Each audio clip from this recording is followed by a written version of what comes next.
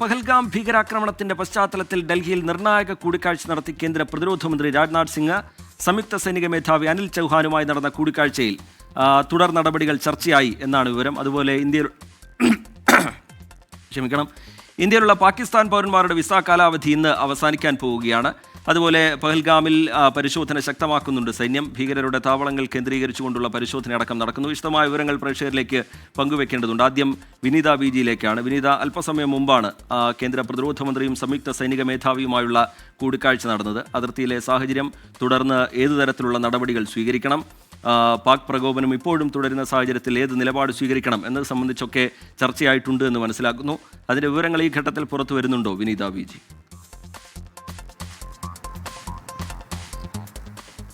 T K, ഞാനിപ്പോൾ നിൽക്കുന്നത് രാജ്നാഥ് സിംഗിന്റെ വസതിക്ക് മുൻപിലാണ്. അക്ബർ റോഡിലെ വസതിയാണ് നമുക്ക് കാണാൻ കഴിയുന്നത്. എനിക്ക് പിന്നിലായി അല്പസമയം മുൻപാണ് ഈ വസതിയിൽ സംയുക്ത സൈനിക മേധാവി അനിൽ ചൗഹാൻ ഇവിടെ എത്തി കൂടിക്കാഴ്ച നടത്തിയിട്ടുണ്ടായിരുന്നത്. ഏതാണ്ട് അരമണിക്കൂറോളം ആ കൂടിക്കാഴ്ച നീണ്ടുനിന്നു. ആ കൂടിക്കാഴ്ച ഇപ്പോൾ അവസാനിച്ച് സംയുക്ത സൈനിക മേധാവി ഈ വീട്ടിൽ നിന്നും പുറത്തേക്ക് ഇറങ്ങിയിരിക്കുകയാണ്. കൃത്യം 4 മണിയോടുകൂടി തന്നെ കൂടിക്കാഴ്ച ആരംഭിച്ചു എന്നാണ് നമുക്ക് മനസ്സിലാക്കാൻ കഴിയുന്നത്. ഏറ്റവും പ്രധാനം, ഈ പഹൽഗാം ഭീകരാക്രമണ പശ്ചാത്തലത്തിലാണ് സംയുക്ത സൈനിക മേധാവി പ്രതിരോധ മന്ത്രിയുടെ വസതിയിലെത്തി ഈ കൂടിക്കാഴ്ച നടത്തിയത് എന്നുള്ളത് തന്നെയാണ്.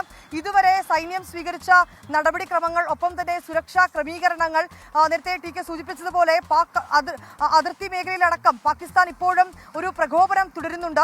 ആ പശ്ചാത്തലത്തിൽ ഏതു തരത്തിൽ ഇതിന് ശക്തമായ തിരിച്ചടി നൽകണം, ഏതു തരത്തിൽ സൈനിക വിന്യാസം ഉൾപ്പെടെയുള്ള കാര്യങ്ങളെക്കുറിച്ച് ഈ കൂടിക്കാഴ്ചയിൽ ചർച്ചയായതാണ് നമുക്ക് മനസ്സിലാക്കാൻ കഴിയുന്നത്.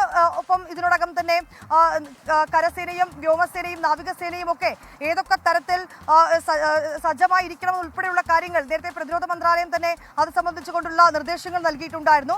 അത് അവർ സജ്ജമാണെന്ന് ഉൾപ്പെടെയുള്ള കാര്യങ്ങൾ ഒഫീഷ്യൽ സൈറ്റുകളിലൂടെയൊക്കെ തന്നെ പിന്നീട് ഈ സൈന്യം തന്നെ അറിയിക്കുന്ന ഒരു പശ്ചാത്തലവും ഉണ്ടായിരുന്നു. ഈ സാഹചര്യത്തിൽ ഇനി തുടർ നടപടികൾ ഏതൊക്കെ തരത്തിൽ മുന്നോട്ട് പോകണം അടക്കമുള്ള കാര്യങ്ങളാണ് ഇന്ന് എനിക്ക് പിന്നിൽ ഈ ചേർന്ന രാജ്നാഥ് സിംഗിന്റെ വസതിയിൽ ഏറ്റവും പ്രധാനമായും ചർച്ച ചെയ്തത്. ഏതാണെങ്കിലും സംയുക്ത സൈന്യം സജ്ജമാണെന്ന് നേരത്തെ തന്നെ അവർ അറിയിച്ചതുമാണ്. ഇതിന് പിന്നാലെയാണ് ഈ വസതിയിൽ രാജ്നാഥ് സിംഗിന്റെ വസതിയിലെത്തി സംയുക്ത സൈനിക മേധാവി നിർണായകമായിട്ടുള്ള കൂടിക്കാഴ്ച നടത്തിയത്. ഏറ്റവും പ്രധാനപ്പെട്ട നീക്കങ്ങളടക്കം ഈ കൂടിക്കാഴ്ചയിൽ ചർച്ചയായെന്നാണ് നമുക്ക് മനസ്സിലാക്കാൻ കഴിയുന്നത്. ഒപ്പം തന്നെ ഈ സുരക്ഷ അടക്കം, ഈ സൈനികരുടെ സുരക്ഷ, ഒപ്പം തന്നെ ഈ മേഖലയിൽ അതിർത്തി മേഖലയിൽ അടക്കം കൂടുതൽ സുരക്ഷ വർദ്ധിപ്പിക്കുന്ന ഉൾപ്പെടെയുള്ള കാര്യങ്ങൾ ഈ കൂടിക്കാഴ്ചയിൽ ചർച്ചയായിട്ടുണ്ട്. ഇതിനോടകം തന്നെ സൈന്യം സ്വീകരിച്ച തീരുമാനങ്ങൾ, ഇതിനോടകം സൈന്യം സ്വീകരിച്ച നീക്കങ്ങളടക്കം പ്രതിരോധ മന്ത്രിയെ അനിൽ ചൗഹാൻ അറിയിച്ചിട്ടുണ്ട്. തുടർന്ന് അദ്ദേഹം ചില നിർദ്ദേശങ്ങൾ കൂടി നൽകിയിട്ടുണ്ട്. അതനുസരിച്ചായിരിക്കും ഡൽഹിയിൽ നിന്ന് വിശദാംശങ്ങൾ പങ്കുവയ്ക്കുകയായിരുന്നു. അതിർത്തിയിൽ ഏത് സാഹചര്യവും നേരിടാൻ സജ്ജമാണ് എന്നാണ് സൈന്യം അറിയിച്ചിരിക്കുന്നത്. പ്രതിരോധ മന്ത്രിയുമായുള്ള സംയുക്ത സൈനിക മേധാവിയുടെ കൂടിക്കാഴ്ച പ്രധാനമാണ്. ചില സുപ്രധാനമായ തീരുമാനങ്ങൾ ആ കൂടിക്കാഴ്ചയിൽ ഉണ്ടായി എന്നാണ് പുറത്തുവരുന്ന വിവരങ്ങൾ. ശ്രീനാഥ് ചന്ദ്രൻ കൂടി വിവരങ്ങളുമായി ഡൽഹിയിൽ നിന്ന് ചേരുന്നുണ്ട്. ശ്രീനാഥ്, ഇന്ത്യയിലുള്ള പാകിസ്ഥാൻ പൗരന്മാരുടെ വിസ കാലാവധി ഇന്ന് അവസാനിക്കാൻ പോകുന്നു. 5000-ഓളം പാക് പൗരന്മാർ ഡൽഹിയിലുണ്ട് എന്നതടക്കമുള്ള രഹസ്യാന്വേഷണ വിഭാഗത്തിന്റെ റിപ്പോർട്ട് പുറത്തു വന്ന പശ്ചാത്തലമുണ്ട്. ഇനി വരും മണിക്കൂറുകളിൽ ഇതുമായി ബന്ധപ്പെട്ട് ഏത് തരത്തിലുള്ള തുടർ നടപടികൾ പ്രതീക്ഷിക്കണം ശ്രീനാഥ്? റിജിത്ത്, പാകിസ്ഥാൻകാരെ സംബന്ധിച്ചിടത്തോളം, ഇന്ത്യയിലുള്ള പാകിസ്ഥാൻകാരെ സംബന്ധിച്ചിടത്തോളം അവർക്ക് മടങ്ങിപ്പോകാനുള്ള അവസാന മണിക്കൂറുകളിലേക്ക് കടക്കുകയാണ്. ഇനിയും ഈ 12 മണി കഴിഞ്ഞ് ഇനിയിപ്പോൾ പിന്നീട് നാളെ ആകുമ്പോഴേക്ക് പിന്നീട് അതൊരു നിയമവിരുദ്ധമായ താമസമായി മാറി. ഒരു വിസ അവർക്കുണ്ടെങ്കിലും ആ വിസയുടെയൊക്കെ കാലാവധി പ്രത്യേക സാഹചര്യത്തിൽ മരവിപ്പിച്ച സാഹചര്യത്തിൽ അവർക്ക് ഇന്ന് തന്നെ മടങ്ങിപ്പോകേണ്ടതുണ്ട്. ഇതിനോടകം തന്നെ അട്ടാരി അതിർത്തി വഴിയുമൊക്കെ തന്നെ പരമാവധി ആളുകൾ പോയി കഴിഞ്ഞിട്ടുണ്ട്. എന്നാലും കുറേ ആളുകൾ ഇപ്പോഴും ഇന്ത്യയിലുണ്ട്. കാരണം ഏതാണ്ടൊരു കണക്ക് പ്രകാരം സാധാരണ ഓരോ വർഷത്തെയും കണക്ക് പരിശോധിക്കുമ്പോൾ 50,000 മുതൽ 1,00,000 വരെ പാകിസ്ഥാനികൾക്ക് വിസ പല രീതിയിൽ നൽകാറുണ്ട്. അതിൽ ടൂറിസ്റ്റ് വിസയാണ് ഏതാണ്ട് കൂടുതൽ, 30% ആ രീതിയിൽ നൽകുന്നതാണ്. അത് കഴിഞ്ഞാൽ പിന്നെ മെഡിക്കൽ ആവശ്യങ്ങൾക്ക് വേണ്ടി വരുന്ന വിസയാണ്. ഏതാണ്ട് 20% പേർ അത്തരം ആവശ്യങ്ങൾക്ക് വരുന്നുണ്ട്. കേരളത്തിലടക്കം അങ്ങനെ ചികിത്സാർത്ഥം എത്തിയ പാകിസ്ഥാൻകാരുണ്ട്.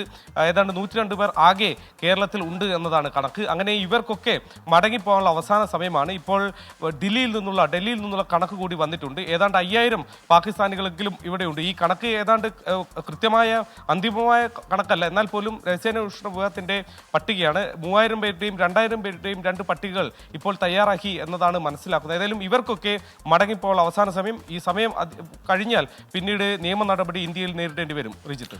ശ്രീനാഥ് ചന്ദ്രൻ ഡൽഹിയിൽ നിന്ന് വിശദാംശങ്ങൾ പങ്കുവയ്ക്കുകയായിരുന്നു. ഹാഷ്മി താജ് ഇബ്രാഹിം കൂടി നമുക്കൊപ്പം ചേരുന്നുണ്ട്. ഭീകരാക്രമണത്തിന്റെ നടുക്കത്തിൽ നിന്ന് സാധാരണ ജീവിതത്തിലേക്ക് മടങ്ങിയെത്താൻ ശ്രമിക്കുകയാണ് ജമ്മുകശ്മീർ. ഭീകരാക്രമണമുണ്ടായ പഹൽഗാമിൽ വിനോദസഞ്ചാരികൾ എത്തിത്തുടങ്ങിയിട്ടുണ്ട്. അതേസമയം തന്നെ ഈ ആക്രമണം നടത്തിയ ഭീകരർക്കായുള്ള തെരച്ചിൽ ഇപ്പോഴും സൈന്യം തുടരുന്നുണ്ട്. ഹാഷ്മി അതിന്റെ വിശദാംശങ്ങൾ പങ്കുവയ്ക്കും. ഹാഷ്മി, എന്താണ് താഴ്വരയിൽ നിന്ന് പങ്കുവയ്ക്കാൻ കഴിയുന്ന പുതിയ വിവരങ്ങൾ? ജാഗ്രത തുടരുന്നുണ്ട് അതിർത്തിയിൽ. അതുപോലെ തന്നെ ഈ ഭീകരർക്കായുള്ള തെരച്ചിൽ, അവിടുത്തെ വിനോദസഞ്ചാരത്തെ ഇത് ബാധിക്കുമോ എന്ന ആശങ്കയ്ക്കിടയിൽ അവിടേക്ക് വീണ്ടും വിനോദസഞ്ചാരികൾ എത്തിത്തുടങ്ങി എന്ന വിവരം അത് പ്രതീക്ഷ നൽകുന്നതുമാണ്. പുതിയ വിവരങ്ങൾ എന്താണ് ഹാഷ്മി?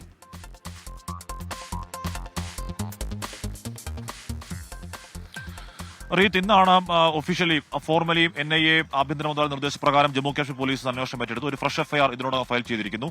അവരുണ്ടായ സംഭവം ദൃക്സാക്ഷി മൊഴികളൊക്കെ ചേർത്ത് ആ സംഭവം അവിടെ നിന്ന് റിക്രിയേറ്റ് ചെയ്യാൻ പോകുന്നു എന്ന സൂചന വരുന്നു. വളരെ കാര്യക്ഷമമായ അന്വേഷണം NIA കഴിഞ്ഞ 2 ദിവസങ്ങളിൽ ഫോർമലി ഏറ്റെടുത്തിട്ടില്ലെങ്കിൽ കൂടിയും അന്വേഷണം വളരെ മുന്നോട്ടേക്ക് കൊണ്ടുപോവുകയാണ്. ഇന്നിപ്പോ ഔദ്യോഗികമായി അവർ ഏറ്റെടുത്ത അന്വേഷണം തുടങ്ങിയിരിക്കുന്നു എന്നുള്ളതാണ്.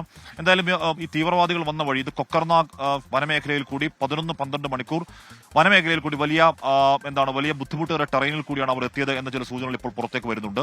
ഈ പറഞ്ഞ കൊക്കർനാഗ് അടക്കം അതിന് ചുറ്റുമുള്ള വലിയ വനമേഖല, വിശാലമായ വനമേഖലകളിലേക്ക് ഇഞ്ച് ബൈ ഇഞ്ച് വളരെ തെരച്ചിൽ ഡ്രോൺ ഉപയോഗിച്ചുകൊണ്ട് ഹെലികോപ്റ്റർ നിരീക്ഷണത്തിലൂടെയൊക്കെ വളരെ വിശാലമായി തീവ്രവാദികൾക്ക് വേണ്ടി 5 പേർക്ക് വേണ്ടിയുള്ള തെരച്ചിൽ വളരെ സജീവമായി തന്നെ അവിടെ പുരോഗമിച്ചുകൊണ്ടിരിക്കുന്നു.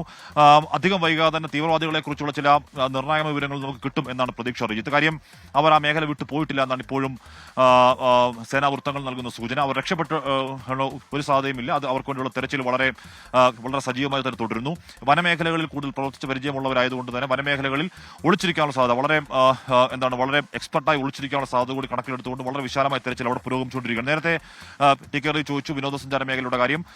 നമ്മൾ പെഹൽഗാമിൽ പോയിരുന്നു, ബൈസൺവാലിയിൽ പോയിരുന്നു. അവിടെയൊക്കെയും ആകെ ശോകമുഖമായ അന്തരീക്ഷമാണെങ്കിൽ കൂടിയും നമ്മൾ പെഹൽഗാം വലി താഴേക്ക് ഇറങ്ങുമ്പോൾ ഇന്നലത്തേതിനേക്കാൾ ഇന്ന് കുറച്ച് ടൂറിസ്റ്റുകൾ അങ്ങോട്ടേക്ക് എത്തുന്നുണ്ട്.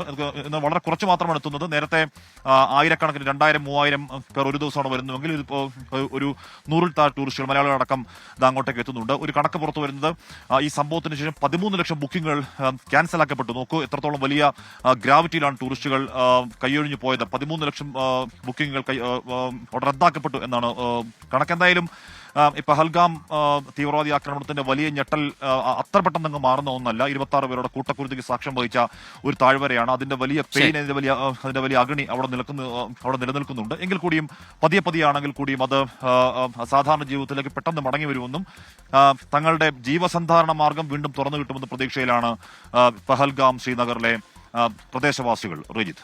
ശരി, ഹാഷ്മി താജ് ഇബ്രാഹിം പഹൽഗാമിൽ നിന്ന് വിവരങ്ങൾ പങ്കുവയ്ക്കുകയായിരുന്നു. ഒപ്പം തന്നെ ശ്രീനാഥ് ചന്ദ്രൻ, വിനീത VG എന്നിവർ വിശദാംശങ്ങൾ പങ്കുവയ്ക്കുകയായിരുന്നു.